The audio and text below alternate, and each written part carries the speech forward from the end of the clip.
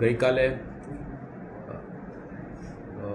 વડોદરા શહેર ખાતે માનનીય પોલીસ કમિશનર સાહેબ શ્રી અને માનનીય સંયુક્ત પોલીસ કમિશનર સાહેબ શ્રી સેક્ટર 2 સાહેબનાઓની સૂચના, આગેવાની અને માર્ગદર્શન હેઠળ વડોદરા શહેરમાં જે નશીલા પદાર્થોનો વેપાર કરે છે, નશીલા પદાર્થો લાવવામાં આવે છે અને તેનું વેચાણ કરવામાં આવે છે એવા ઈસમો વિરુદ્ધ સઘન કાર્યવાહી કરવા સાહેબશ્રીના માર્ગદર્શન અને સૂચના હેઠળ ઝોન 4માં કાર્યવાહી કરવામાં આવી રહી હતી, જેની અંદર ઝોન 4 LCBને એક માહિતી મળેલ કે એક ઈસમ મધ્યપ્રદેશથી વડોદરા શહેર ખાતે ડ્રગ્સનો જથ્થો લઈને આવવાના છે, જે બાબતે અત્રેના હરણી પોલીસ સ્ટેશન વિસ્તારમાં વોચ ગોઠવવામાં આવેલી અને જ્યારે આ ઈસમ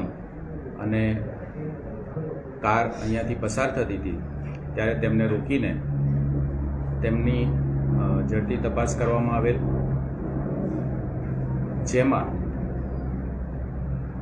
અયુબ ખાન મોહમ્મદ જમાન ખાન રહે સુરજાની ગામ, હનુમાન મંદિર પાસે, તાલુકો સીતામऊ, જિલ્લો મંદસૌર, મધ્યપ્રદેશ અને નાઝમીન વાઇફ ઓફ અયુબ ખાન, સુરજાની ગામ, હનુમાન મંદિર પાસે, તાલુકો સીતામऊ, જિલ્લો મંદસૌર, મધ્યપ્રદેશના હસબન્ડ વાઇફ કારમાં હતા અને તેમની પાસેથી મેફેડ્રોન ડ્રગ્સ મળી આવેલું છે. કુલ વજન 1 કિલો 396 ગ્રામ, કિંમત 41,90,130 રૂપિયા. આ ડ્રગ્સ બાબતે તેઓ પાસે કોઈ કાયદેસરના કાગળો કે આધાર પુરાવા ન હોય અને બિલકુલ ગેરકાયદેસર આ ડ્રગ્સ હોય, જે FSLની પ્રાથમિક તપાસણીમાં જાણવા મળેલ, જેથી બંને ઈસમોને ડિટેન કરી અને કાયદેસરની કાર્યવાહી કરવામાં આવેલ છે. તેઓની પાસેથી મોબાઈલ ફોન અને ગુનામાં વપરાયેલ કાર તેમજ મેફેડ્રોનનો જથ્થો વગેરે મળીને કુલ 57,19,630ની કિંમતનો મુદ્દામાલ આ ગુનાના કામે કબજે કરવામાં આવેલ છે. બંને તોહમતદારને અટક કરવામાં આવેલ છે અને હરણી પોલીસ સ્ટેશન ખાતે NDPS એક્ટની જોગવાઈઓ અંતર્ગત ગુનો દાખલ કરવામાં આવેલ છે. આ બંને આરોપીઓ ગોલ્ડન ચોકડીથી શહેરની અંદર દાખલ થઈ રહ્યા હતા, તો ગોલ્ડન ચોકડીથી આગળ એરફોર્સવાળો જે રોડ છે એ રોડ ઉપર તેઓને પકડી પાડવામાં આવે. અત્યાર સુધીની અમારી જે પૂછતાછ છે તેમાં રવિ નામના કોઈ ઈસમ આ ડ્રગનો જથ્થો લેવા માટે આવનાર હતા એટલી બાબત ખુલેલી છે અને ફર્ધર એનું ઇન્વેસ્ટિગેશન અત્યારે ચાલુ છે. રવિ નામનો વ્યક્તિ ક્યાં છે? ક્યાંનો રહેવાસી છે? ક્યાં વડોદરા રહેવા આવવાનો હતો કે રસ્તામાં કોઈ જગ્યાએ મળવાના હતા? આ ઈસમ વડોદરા ખાતે ડિલિવરી લેવા માટે આવવાનો હતો એવી હાલ પૂરતી અમારી પાસે માહિતી છે. અને આ લોકો ક્યાંથી લાયા હતા અને કયા વ્યક્તિ દ્વારા એમને મેળવ્યો હતો આ જથ્થો? બંને વ્યક્તિઓની અટકાયત કરવામાં આવેલ છે. એમનું ઇન્વેસ્ટિગેશન હાલ ચાલુ છે.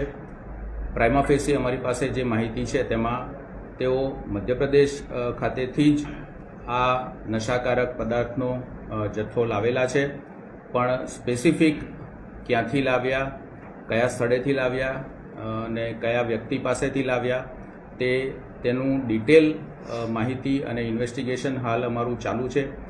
બંને જે અટકાયતી છે એમની સઘન પૂછપરછ અત્યારે ચાલુ છે અને જે કોઈ પણ વ્યક્તિ પાસેથી આ માલ લાવ્યા હશે તે બાબતેની તપાસ કરવામાં આવશે પોલીસ.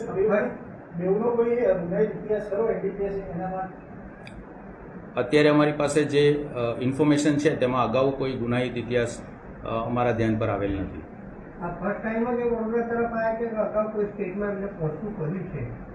એ તમામ બાબતોની હાલ બંને આરોપીને ધરપકડ કરી છે અને એનું ઇન્વેસ્ટિગેશન હાલ ચાલુ છે. રવિને મળવા આવેલા હતા એટલે તેમાંથી ફરી થઈ શકે કે સિન્ડિકેટ છે આપણું? બની શકે, કારણ કે આટલી મોટી અમાઉન્ટ અને આટલો મોટો જથ્થો છે, કમર્શિયલ ક્વોન્ટિટીનો જથ્થો છે, એટલે એમાં એક કરતાં વધારે આરોપી ચોક્કસ રીતે સંકળાયેલા હશે. એમના સપ્લાયર પ્લસ અહીંના સ્થાનિક લોકો જે રિસીવ કરીને પછી એને પેડલિંગ કરે છે એ લોકો પણ સંકળાયેલા હશે. એ તમામ બાબતોની સર્વગ્રાહી તપાસ કરવા માટે હાલ અમારું ઇન્વેસ્ટિગેશન ચાલુ છે. મનસુર અને જાફર નામના વ્યક્તિ પાસેથી ખરીદી લાયા છે એવું કંઈ આવ્યું છે બાર તપાસમાં? પ્રાઇમા ફેસી અમને જણાવ્યું છે, પણ એ માત્ર એટલું જ નામ છે અને એની કોઈ વિગતવાર વિગત કે વ્યક્તિનું એડ્રેસ કે ખરેખર આ નામ સાચું છે અને ખરેખર વ્યક્તિ કોણ છે એના બાબતની કોઈ ડિટેલ હાલ અમારી પાસે ઉપલબ્ધ નથી, જેથી ફર્ધર ઇન્વેસ્ટિગેશન પર આ તમામ બાબતો ડિપેન્ડ કરશે. આ ફર્સ્ટ ટાઈમ વડોદરામાં આટલો જથ્થો પકડાય એવું કહી શકાય? વડોદરા શહેર પોલીસ દ્વારા NDPS ના એક્ટ હેઠળની કાર્યવાહી અને નશાનો જે વેપાર કરે છે લોકો, એમાં એ લોકોને પકડી પાડવા માટે, એમના વિરુદ્ધ સખત કાર્યવાહી કરવા માટે સરકારશ્રીની પણ ઝીરો ટોલરન્સની નીતિ છે અને વડોદરા શહેર પોલીસ દ્વારા પણ એ દિશામાં સતત અને સખત કામગીરી કરવામાં આવી રહી છે. અગાઉ પણ જે કોઈ પણ આ રીતનું માદક દ્રવ્યો કે સાયકોટ્રોપિક સબસ્ટન્સીસ લાવતા હોય કે એનું વેચાણ કરતા હોય, એના સંગ્રહ કરતા હોય, એના અગાઉ પણ કેસ થયેલા છે. જુદા જુદા માદક દ્રવ્યો છે, ગાંજો છે, જે સિરપ આવે છે, અન્ય માદક દ્રવ્યો આવે છે, એ તમામ ઉપર વડોદરા શહેર પોલીસના જુદા જુદા પોલીસ સ્ટેશનમાં અને જુદી જુદી એજન્સીઓ દ્વારા, ક્રાઇમ બ્રાન્ચ દ્વારા, SOG દ્વારા પણ ખૂબ જ સઘન કાર્યવાહી કરવામાં આવેલી છે અને આ કાર્યવાહી અત્યારે પણ ચાલુ જ છે. રિમાન્ડની કાર્યવાહી માટે આગળ શું કરશે?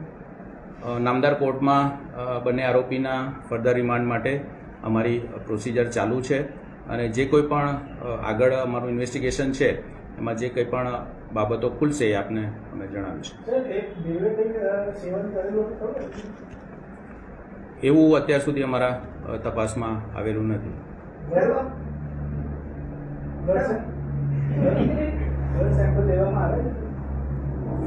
આરોપીની મેડિકલ તપાસણી જે નિયમ મુજબ અમારે કરવાની હોય છે એ પ્રોસિજર પ્રમાણે તમામ મેડિકલ તપાસણી અને ઇન્વેસ્ટિગેશન અમે કરેલું છે.